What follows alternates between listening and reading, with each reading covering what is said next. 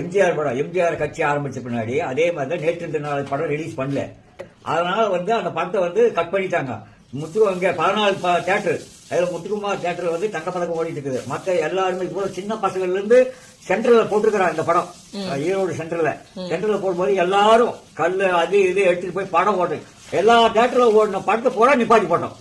எல்லாம் எப்படிதான் ஓட்டக்கூடாது, எல்லாம் அப்படியே இருக்கணும். பூரா தியேட்டர் படம் நின்று வச்சு எம்ஜிஆர் ரசிகர் நீங்க அது வேற விட்டு அப்புறம் எல்லாம் அங்க மீட்டிங் பேச மந்திரி எல்லாம் ஓடி போயிட்டாங்க. எல்லாரும் அடிக்கடி போய் எல்லாம் ஓடிட்டாங்க.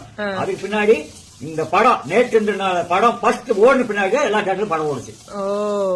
அப்ப அதே வருஷத்துல அவர் அதே வருஷம் திண்டுக்கல் எலெக்ஷன் நின்று ஜெயிச்சு 77 முதலமைச்சர் 1977 முதலமைச்சர் ஆயிட்டாரு.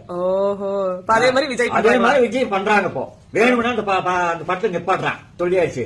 ஆனா சென்ட்ரல் கவர்மெண்ட் கூட்டணி கூட்டுறதுனால கூட்டணி முடியாது நாங்க தனியா நிக்கிறோம் அப்படின்னு சொன்னதுனால ஜனநாயக படத்தை நிப்பாட்டுறாங்க, வேணும்னே நிப்பாட்டுறாங்க.